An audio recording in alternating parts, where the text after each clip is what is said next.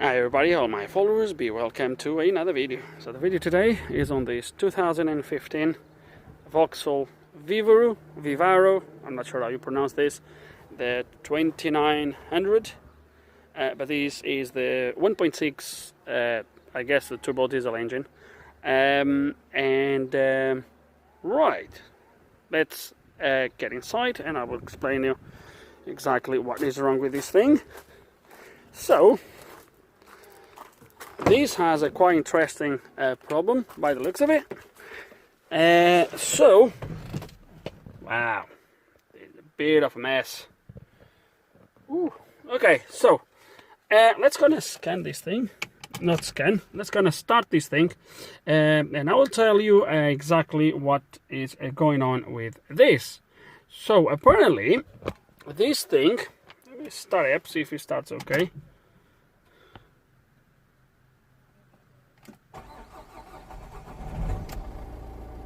Started relatively okay. Was here. I haven't started this thing for the last 4 or 5 days. So, but yeah. So apparently, guys, this thing gets out at 3,000 RPMs. It doesn't matter what speed you are doing. When it gets to 3,000, gets out. Regardless of the speed, regardless of the temperature of the engine. Although I was told when the engine is cold, it cuts out a little bit earlier. I was told. But it always gets out when it gets to about 3,000 RPMs. So I've just started up, as you've seen. I'm going to give it acceleration and see exactly what it does. And it gets out. Yeah, get out straight away. Let me try again. So I'm going to do it slower this time. You've seen it was about maybe just past 2,500. Let me do it slowly this time.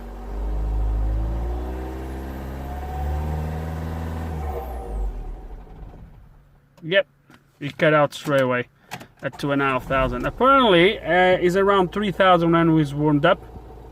And apparently there is no codes. So this is going to be a challenge. Let's see what we can do with this. So I think what I'm going to do to start with is going to move the van probably to closer to the garage, because the van is here at the moment. We might move it closer to the garage and we're gonna try to see if we can fix it or if we can find the problem. Okay, so let's look at the codes, and I was told there is no codes on these things. So actually there is one, glow plug control module. That would not cause this issue. I'm pretty sure it wouldn't.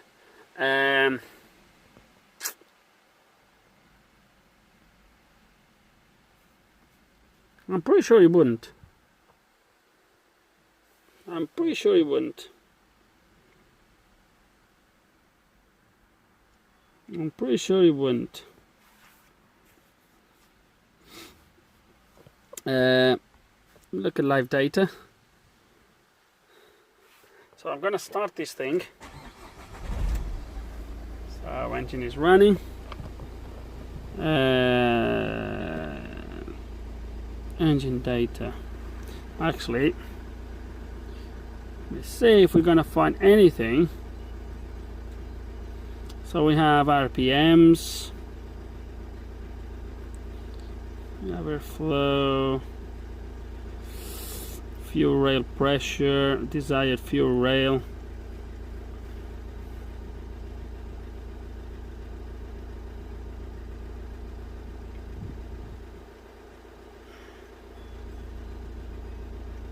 I'm not really sure if that's an issue.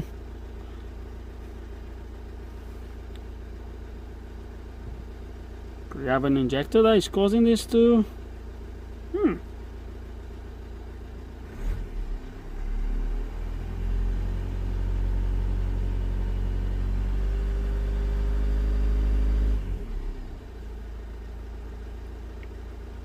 What I want to see is these ones. So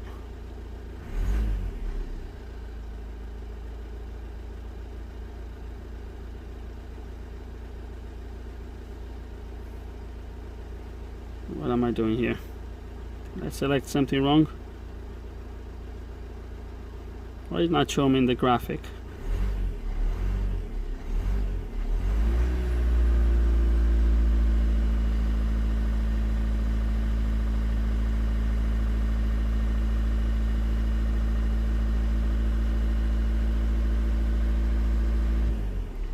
going on with this graphic?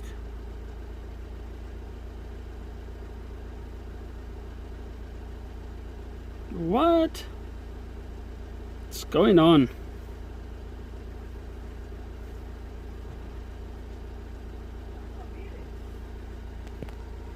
Right, not really sure what's going on. Why it's not showing me? We can see the values there though.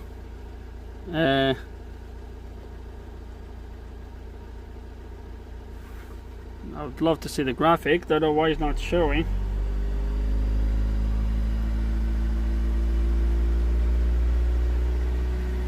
So I'm at, actually let me do something here so you can see exactly what I'm doing.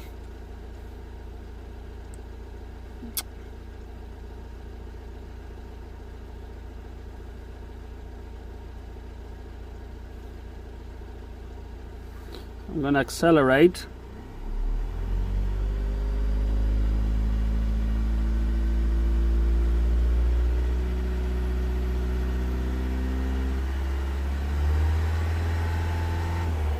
And it cut out. As you can see, the fuel rail pressure, it actually reads okay.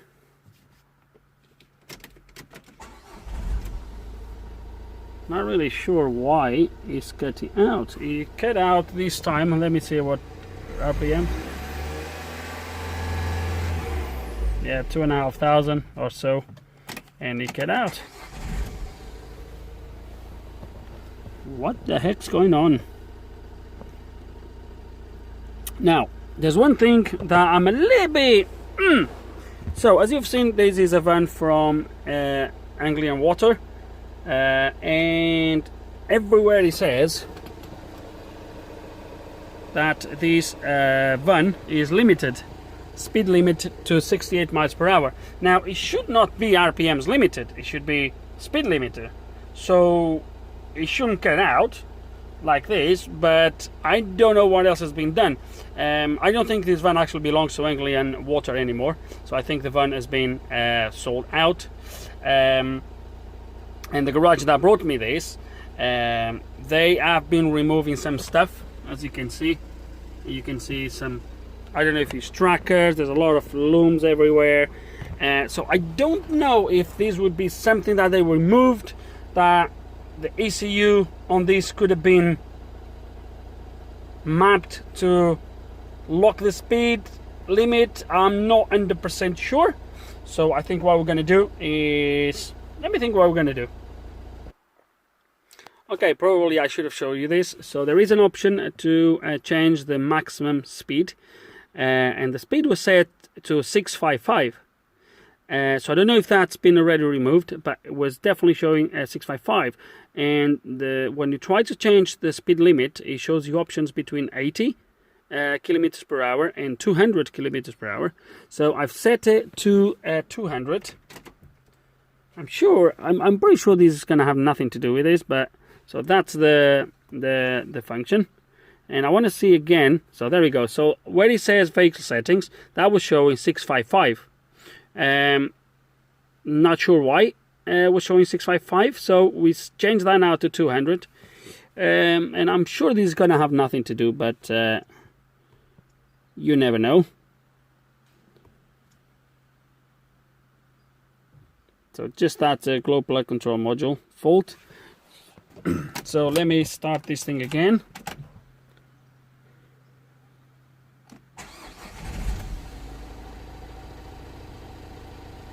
And let's see if it cuts again. I'm sure it will cut. Yeah. As soon as the needle reaches that point, it just gets out straight away. Right, so what could it be?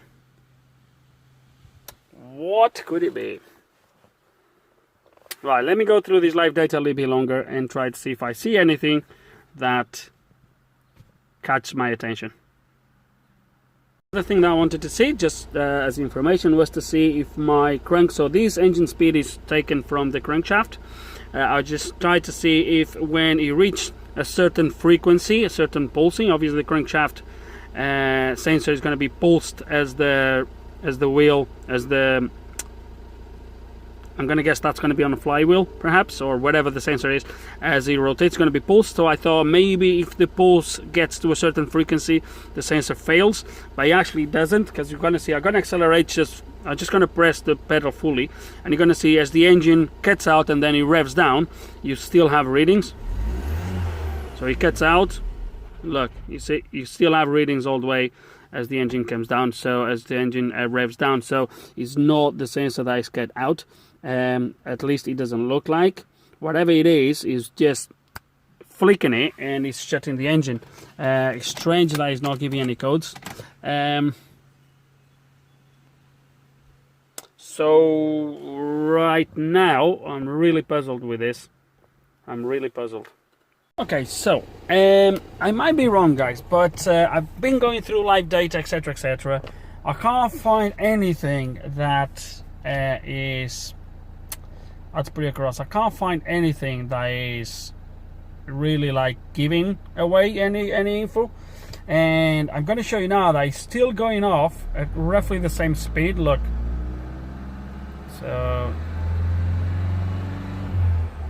see, close to 3,000, and he's off. He only changed from about 2.5 to 600 to a little bit over there to cut out.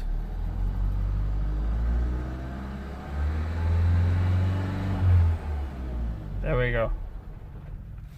It nearly looks like it's the engine ECU that is actually saying at these RPMs I'm gonna go off. It's just a little bit weird that it changed a little bit the range as where it goes off, just because the engine is slightly warmed. But the fact that it's not giving any codes is really weird. It's not even giving, I mean, if it was a fuel pressure, you could say, okay, my fuel pressure is not getting where it should be, or it's no codes at all. It's the only code is that glow plug one, which I doubt would be the cause of this issue. I don't see how it could be related. So I'm not really sure how to proceed with this. I don't know how the speed limiter on this is done. I don't know if it's done on there, as I've showed you, when I've changed that from 655. I don't know why it was 655. I just thought that was an odd number, so I decided to put the 200 because it's something that probably this year was ready to see, and I thought that could cause something. I don't know if that's where they do it when the van is delivered to Anglian Water or whatever, or if they do something inside the ECU, if they map the ECU somehow to not allow it to go above those speeds.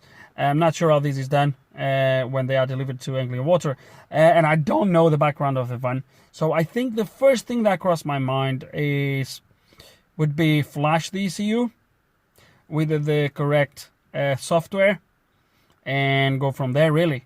I got the bonnet open and there's a couple of things I've seen that don't look very good, so I don't know if this ECU has been already somehow remapped, because the DPF pressure sensor is here, as you can see is disconnected, and I don't know if there's anything else that's been done onto this thing. I don't really know. The ECU doesn't have any marks of being removed, to be fair with you, but that doesn't mean nothing. It might be that it was done through the OBD, I'm not sure. So right now, guys, I'm a little bit stuck. I'm not really sure how I'm going to proceed. I'm going to have a think about it, and I will get back to you soon, I hope. Okay, and after, this is actually a few days later, but this was all done pretty much straight after the last clip. And as you can see, I had to think about it, and the ECU now has signs of being open. Right, to read and write this thing is an absolutely nightmare. I don't know if you can see the enameled wires connected straight to the chip pins in there. Okay, this thing does have two boot pins. One connects to this pad right there at the back, right there at the end of this wire, and the other one comes from there and goes straight into the processor, Infineon processor pin, and then there's the other one that is a config pin. I might show you when I write these to you back, but basically guys, well, it doesn't really matter, it's just read and write, but it is a little bit tricky to solder these wires. Nevertheless, what have I done? So what I've done is I got hold of apparently a original backup file for this particular car. Well, not for this particular car, but from the same van. An interesting thing is, which I will show you, so it does exactly the same thing, which I might show you later before we program the original file. I think the original file has been manipulated already, and I will show you why in a minute, unless, and this is a very important, unless the file I got is not 100% for the same engine. I was told it is for the same engine. So yeah, at the moment I'm not 100% sure, but I will show you why I think either the original file has been manipulated, or the file I got is not the exact same file for the same car. So let me just plug in the ECU actually, and plug in the MaxiSys, and I'll show you what I mean. Okay, so the ECU is plugged in. Carefully not to disturb these wires, because I don't want to have to do this twice. So the ECU is plugged in. I might show you that it still does the exact same thing. So the map on there at the moment is not the original one, is the one that I was given as being a original map, never modified. So at least that's what I was told. So I'm going to start the van just to show you it starts fine. Okay, it's running, no problems at all. But now I'm left with an engine light and a spanner light and a check injection system, and I want to show you exactly what it's come up with. I'll show you here. Through codes. Okay, so sorry about the glare, guys. So as you can see now, I have camshaft position. That was me, guys. Actually, let me do something here. Let me clear these, because I've been playing with these a little bit. Okay, so exhaust gas recirculation valve. As you can see, that's straight away a code, but let me actually restart it. That sensor, that camshaft sensor, was me try to plug things in and out. So I still have the check injection system, as you can see there. Okay, I'm going to show you that it's still going off at the same RPMs, and it's off. Okay, and now let me just read these codes again. Okay, so the glow plugs, we know about it, but this is my thing here is recirculation valve 1, gas recirculation valve 1, intake manifold, and then exhaust gas recirculation valve 2. Does this has 2 EGR valves? That's a little bit weird. And to be honest with you, I'm not sure how any of these codes would cause a issue. Now, if we do have problems with these valves, obviously they can cause issues. Could be that if the engine sees this, it cuts the engine at certain RPMs. Not sure if this is the case, and I don't know, and this is why I think either this map I was given is not the correct one for this car, or on the original map on the car that we had no faults apart from the glow plugs, all these faults have been all these DTCs have been deleted, so they don't show even if the fault is on the car. So maybe you are heading to something, maybe not. My tool is really getting scratched now after all these years. Anyway, so maybe you are heading to something, maybe not. We're going to dig a little bit more into this, see if we can find out exactly what's going on with this thing. Okay, so let me show you how far I got. So at the moment I removed this intake, I moved this a little bit off the way, and down here I removed the throttle body, which is here, which is an original throttle body, a Renault genuine, even though this is a Vauxhall, all the same crap. And I removed that motor in there, which is what I believe that's the intake runners or whatever they called. I think that's what they are. And the reason why I say this is you can see these two different inlet ports. into the intake, and you can see that one in there is a little bit crappy. It's a little bit dirty, which I think is the one for the EGR, and this is the clean one. So I think this manifold is split in two on the inside, and it diverts the air through two different routes. That is a aftermarket body. I'll show you here on the cover. As you can see, this is definitely an aftermarket. Okay, and I decided to open because it was a little bit of a noisy coming from the inside, but this is actually good, and I will show you just that the motor is running absolutely perfect. So I see, even though this is an aftermarket, there we go. So everything looks good, so I see no reasons for this to be a problem. Why is giving that fault? I'm not 100% sure. Is that because the sensor? Maybe. This is an aftermarket. It could be it could be many different things. But the fact that it's an aftermarket to me tells me straight away it could be that the ECU is not happy with these sensor values or whatever. But we haven't tried things like do a relearn if there is a procedure for that or anything like that. So, and this was actually replaced very, very quickly after. Look, this has been replaced, or is an old stock, because look, this car was made in 2016, August 2016. The van is a 2015. So either this was on the shelf for a long time, or has been replaced no long after the van was sold, which I doubt, because the van would have been under warranty at that point, so a year later. So I guess so. Anyway, I'm diverging now. So these, although had a little bit of a noise, and that was the noise that's why I opened this, which I'll show you in the end, was like a clicky noise. I think was just this a little bit moving, but or maybe this, but it's doing what it's supposed to be doing, so not to worry about this. Even though the van starts okay with the way it is now, with everything disconnected, it's still doing the same thing, so surely it's none of this is the cause of the problem. Okay, a little bit later, and did a little bit more into this. So remove the fuel pressure regulator. The main reason for me to remove this was I was looking to see if there was any swarf that I could see on it, if it was deteriorating maybe, the pump, but it looks pretty clean. It's a little bit of a pity to get to this. It leaves right there behind this greeny thingy, right there at the back, three bolts, but it's doable.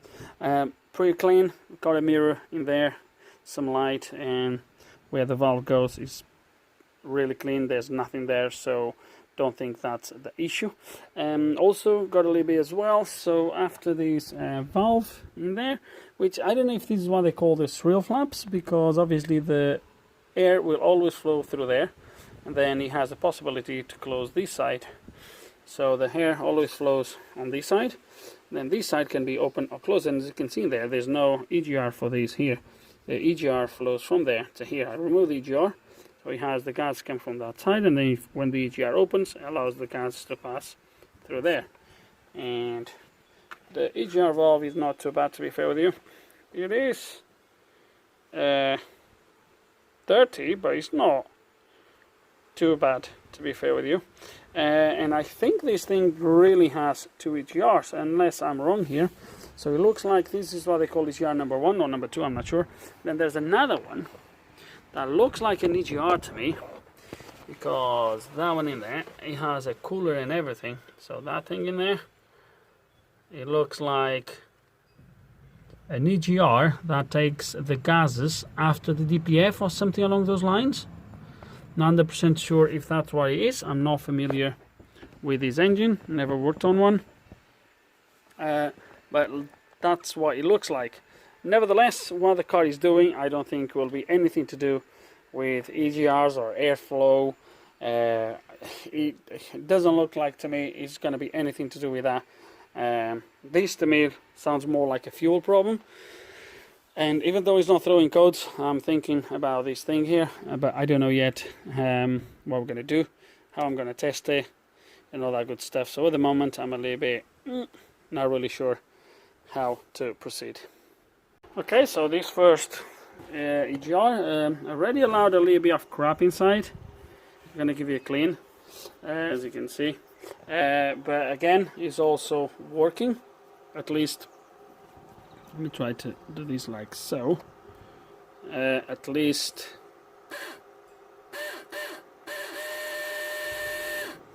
the motor is working. We don't know about the sensor, etc., but the motor at least is working. So we're going to give you a good clean, just in case, but can't really see nothing really wrong with this. Okay, back onto this. I was here today. Unfortunately, it started raining. I'm gonna have to probably pack away. I've been here, tried to take a first of all, I want to analyze the crank sensor and the camshaft sensor. I wanted to see if was any breaks on any of the signals that could make the car, the van to shut off if was a signal missing on the crank. It isn't. There is not. I actually did something. Just hold a second. I think the rain is going to stop. I think it's just that cloud in there. I think it's going to stop. But if it doesn't, I'll have to put all the tools away. But we hope it's going to stop. What I decided to show you here, guys, is that there is no brakes on the signal. So even when the van shuts off, there is no brakes. The only thing that happens, obviously, as the van revs down, you will see the waveform just start to get slowing down, obviously, and as the engine stops. But there is no brakes, there is no drops. That's why I was trying to see if I could see. I'm just going to show you here, guys. This is actually what I should have done on that video for the Peugeot, rather than be here with the pictures and messing about. I should have, although with still only 2 channels, but I could have showed you that here rather than show you with pictures. There is an option on the Unity oscilloscope to save. You can record and save that record into a USB file, and then with this software you can actually open the file and check the waveform. Okay, so as you can see here, the green line is my crank, and here is my camshaft. Okay, and here is a little bit weird. When you should see actually on the pictures themselves, you're gonna see that what is that? Is that here? Yeah. When you actually see on the pictures, actually I took a screenshot of the computer here as well. But when you actually look on the pictures, they look slightly different, the waveform, as you can see. It looks like it has a better resolution when you look here. Let me see if I can show you one that is more zoomed in, because I think I have one somewhere. Maybe that one, you see. So it shows a little bit of a better signal. The resolution is slightly better than here. But it does the job. You can see this drop here that you see there. On here you see this drop. You can also see that on the picture here. You can see that drop in there. I think it's that one in there, so that's where it starts to read again. That's the gap on the camshaft, on the crank, by the looks of it. So on here, that's going to be the gap here, and then it comes up. Okay, this waveform is definitely, the resolution is definitely not the same. It's not the best software. Unfortunately, it doesn't give you any adjustments. It just saves the record, but it is what it is. But yeah, anyway, just a little bit of talking about. Looks like it stopped raining. Because, guys, I've seen something on the van that I think I found what the problem is. And yeah, so there we go. Guys, the weather is just, it's just absolutely terrible. Honestly, you can't, how can you do anything? Right, anyway, it's still zoomed in. Anyway, I think I found the problem while I was doing all of this. And especially while I was connecting everything and trying it, start and stop. I've seen something, because as you've seen on the previous clip I had, the entire top of the van dismantled with the cover for the injectors, everything was removed, the intake pipes, etc. And I was trying to do this waveform analysis and accelerating the van, etc. With all of that dismantled. And I'm going to just put everything the way it was when I've seen something, and I'm going to show you. So there we go. Have you seen it? Going off at 1500. Let me see if I can start it up again. Now it doesn't start.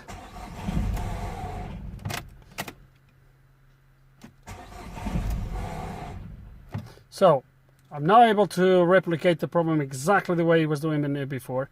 Maybe because it's warmed up, but when it was cold, I could actually make it to go off at any RPMs. All I had to do was accelerate it till a certain RPMs, leave it there. So I would just have to press the accelerator up to 1500, a little bit above 1500, like between 1500 and 2000 RPMs, between 2000 and 2.5. Any RPMs I would hold the accelerator, would leave it there, and after about 5 seconds or so of leaving it there, the van would shut off.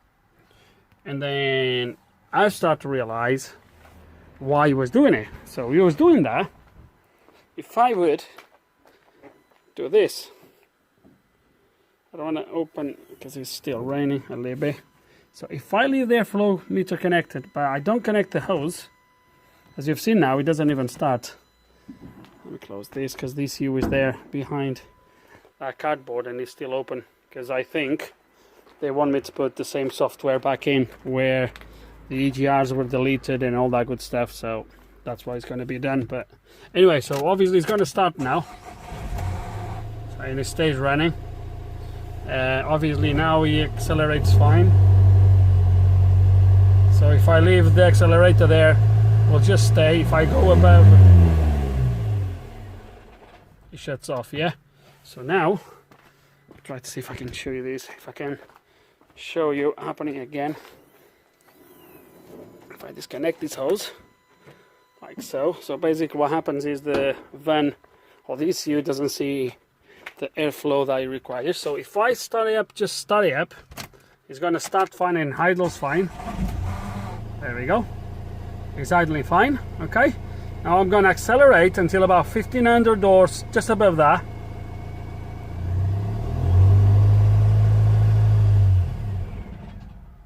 You see? And it shut off.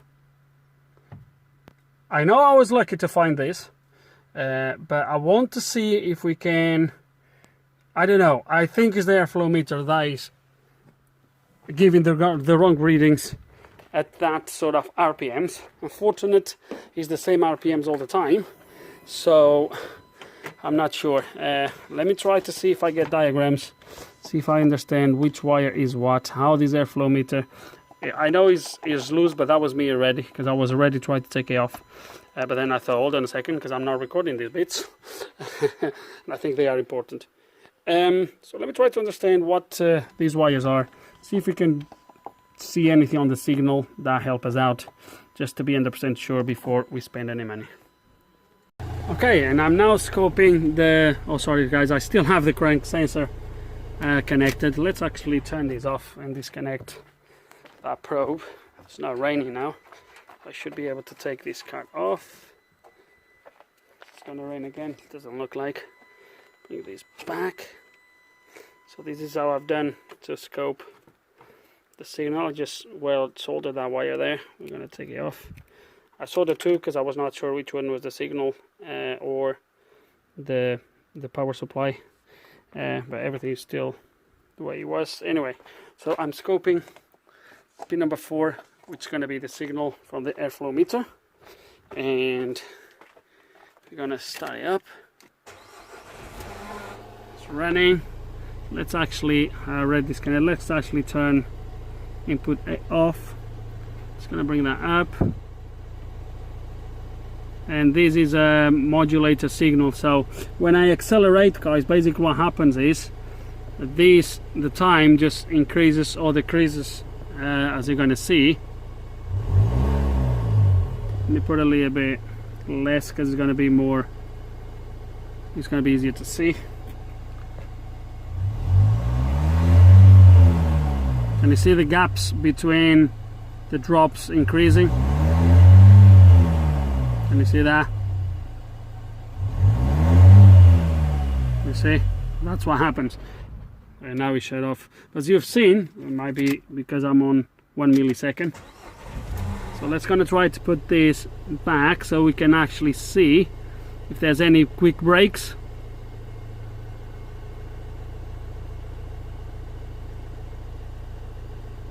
Okay, so we have alpha second here per division,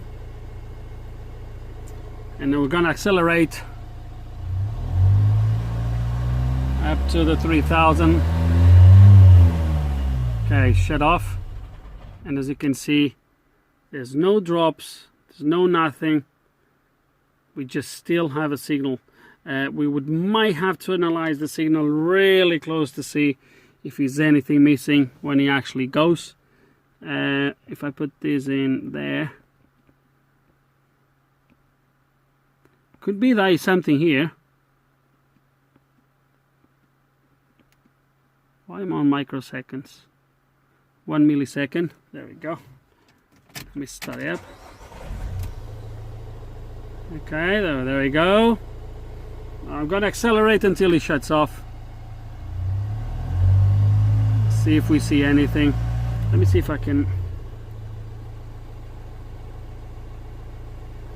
Okay, let's go and accelerate.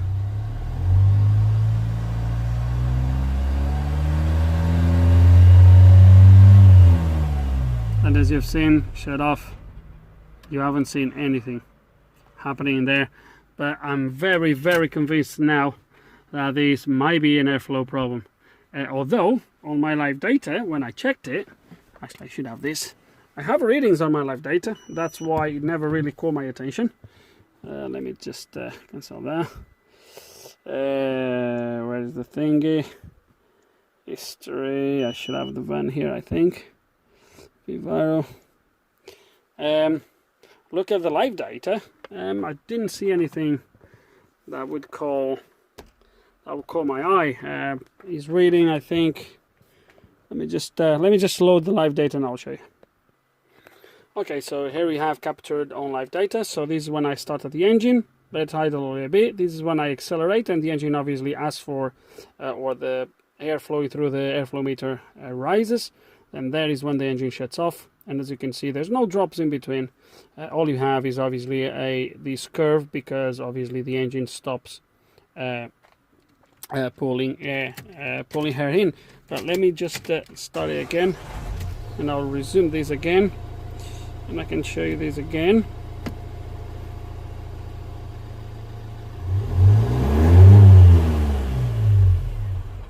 See there? So that was obviously when I zoomed in.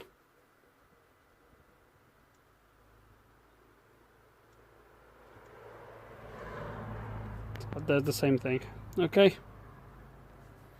Only thing I haven't done yet, and as you can see when you turn it off, it goes to 0, so it's not reading anything, is I haven't calculated the airflow for this to see if it's the correct one. But so I think when it's idling, it's reading about 20.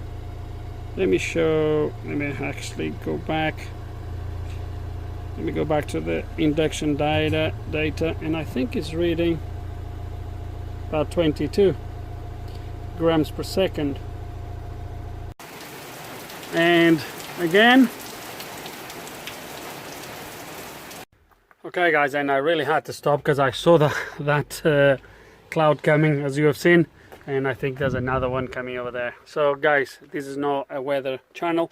The 20 grams or 20 odd grams per second are about right for idling, so it shouldn't be too bad. But if the range is reading okay, I would have to go and calculate the whole thing, which I'm not too keen to do, not with this weather. Plus guys, the fact that the car shuts off at any other RPMs, it's not if I disconnect the airflow, but if I make the airflow not to read correctly. So I have a feeling that it could be that is at that specific RPMs, which is a little bit odd, but it looks like to me it might be a bad airflow meter. I might be wrong. It doesn't really make much sense if that's going to be the airflow meter, but guys, at the moment it looks like it is the airflow meter. Okay, so another thing I decided to do, I unplugged the airflow meter. Okay. And when you unplug the airflow meter, usually what the ECU does is it does a calculated airflow volume, and look how much it calculates. It calculates half of the airflow. So could it be that obviously when it's reading, when the airflow meter is connected, it gives you the wrong reading, and then when it gets to the RPM, to the air reading is just completely out of range and the engine shuts off. But the interesting thing is now, like this, as you're going to see, obviously increases when I accelerate, but this is just the ECU calculating the airflow. So the 20 grams is at about 1500 RPMs, just above actually, as you can see there. That's when he's reading, why he's reading with the airflow meter connected. Now he's a little bit too low. So 22 is about, it's close to 2000 RPMs, the 22, but he's still doing the same.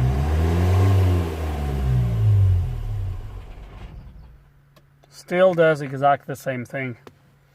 But now I don't know if this is a behavior of the fact that the airflow is disconnected, or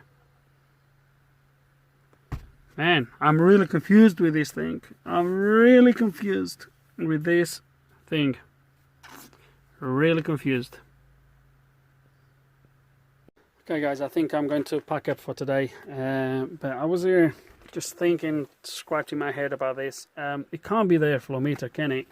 Because if it was the airflow meter, when I disconnect the airflow meter and the ECU just calculates the airflow, even though the readings are completely different from when disconnected to the calculation, if that was the case, the engine should just rev okay with the airflow meter disconnected.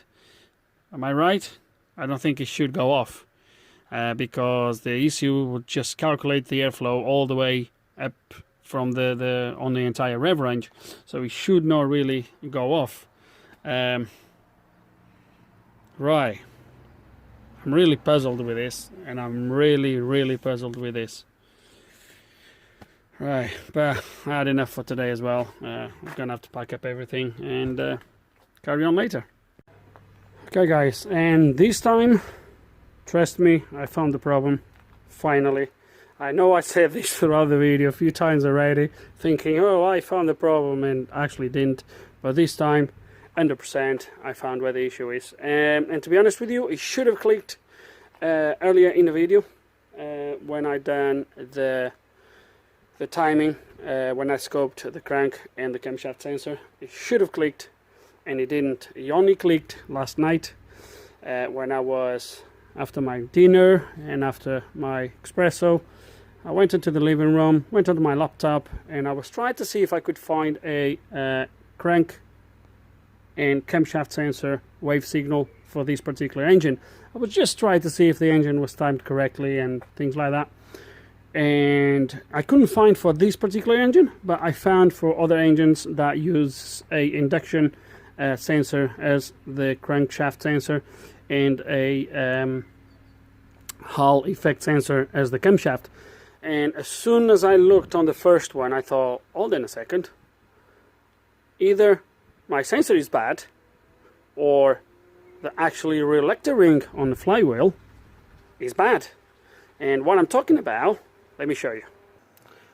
So what I'm talking about is this waveform. So guys, I should have, honestly, I need to start to pay more attention at things sometimes, even though I think I'm quite good, but I do mess up sometimes. So guys, you should have clicked as soon as I've seen this. So when you look at this waveform, you can see here where you have this sort of little step. This is the gap on the crankshaft Regulator ring. So there's one gap in there that tells the engine that there is a gap, so it can time, so he knows every time it goes through a revolution. That's the gap, and that's the gap, the second. So from here to here is a full 360 degrees. But look at the signal. So the signal here, this little B here, is roughly how it should be. But look, what is this here? What is this here? And mainly, what the hell is this here? So I thought to myself, one of the two. Or the sensor is bad and is picking up random stuff in these areas.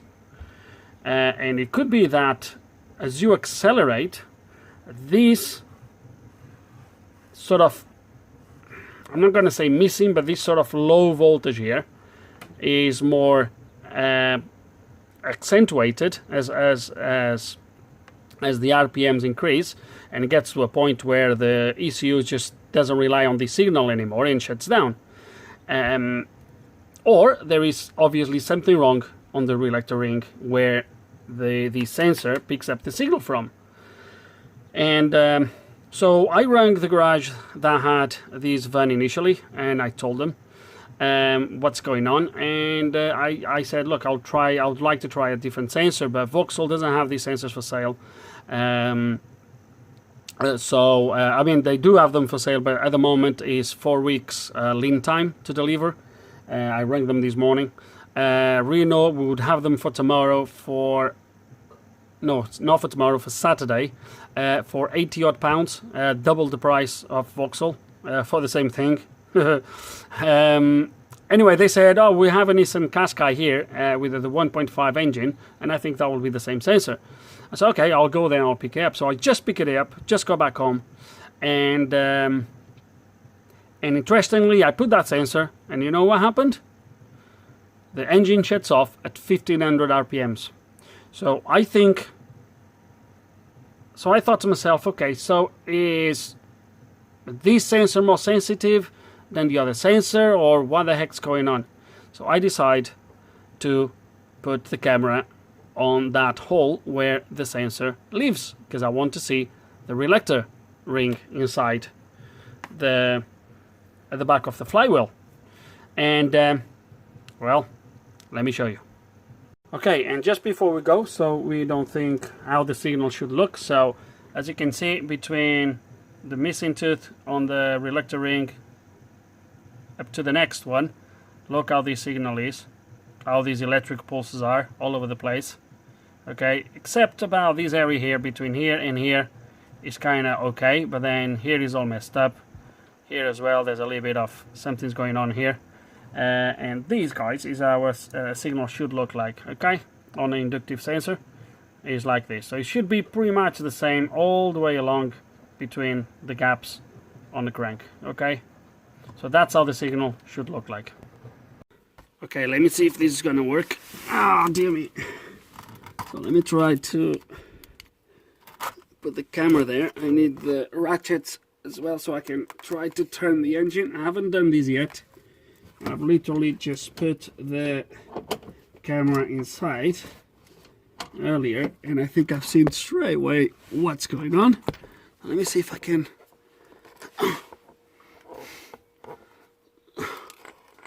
Okay. There. Bear with me, guys. Just hold on. Still see the screen? Sure you do. Am I in the right place? Oh, yes, I am. Huh? Yes, I am. So, as you can... No, you can't see nothing yet. Or can you? Oh. So, there we go. So, those teeth here is the sprocket where the starter engine engages. And these on the side... Skim off, or what? Yeah. And these on the side... supposed to be the teeth. So as you can see, it's all smashed. So let me turn this over, and hopefully we're going to start to see some good ones. Look at that, completely smashed up. Look, all smashed up. So I'm gonna guess we're gonna start to see some good ones. There come the good ones. Look at that. See the good ones? Look, perfect. You see? Perfect tooth in there. Perfect one. Look at that one. See? So this tooth here. Oh, let me show you again. This tooth here is little plate. This is the plate that's gonna run in front of the sensor, and is gonna force the sensor to create an electric pulse. That pulse is sent to the ECU, and it tells the ECU the timing or the position of the crank. Look, good. So it was a few areas where that's good. No, the missing tooth, there we go. The tooth that is missing. There we go. Now it's going to start the next one again. There we go. and that's already, that one is already a little bit damaged. Look at that one, completely gone. Completely gone. There we go. Look at that. Some good ones here. Another one bent. There we go. Look, smashed up. Yeah, all done. All gone. Good ones here again. And we should be soon getting to that area that's really bad, which is going to be that area right at the end.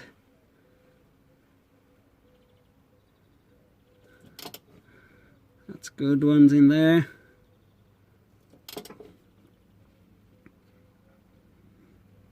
Good ones there.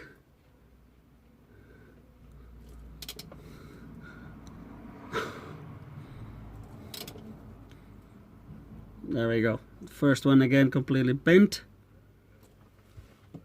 Are you seeing the camera? Yes, you are. That's right there. There we go. Oh, damn it. It's come off again. Let me put the camera in there again somehow. Come on. Get in there. There we go.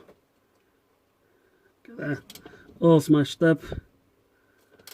So this is that area where the signals really drop low, and then they increase again just before. There you go, look at that. Just before the gap, which is going to come very shortly again. There we go, and that's the gap. There we go. So yeah, so that's what it is, guys. In the end, we found the issue. So, oh, let me get out of here. Oh. Let me take it back as well. Oh. Oh. So, there we go, guys. In the end, we found the issue. It's actually not the sensor, it's actually the Regulator ring that is obviously sending a bad signal to the ECU. All this work, it should click, guys. It definitely should click when I've seen the signal initially, but I've been through so much on this van already, and I was just like, wow, at least we found the issue. I'm not going to fix it, because I'm not going to take this gearbox and engine off and all that good stuff here on the floor. No chance. These came from a garage that has elevators. They can easily put these in the air and rectify this problem very, very easily. This is not going to be for me. So, what else to say, guys? We found the issue. Finally, we found the issue. So, what else to say? I'm just happy that I found the issue. So that's it. So, I don't know. Am I missing something for this video? All I'm going to do is put everything back together. Put the ECU back together, put everything back on in place, and tell them to pick up the car or the van, and tell them what the problem is so they can fix it.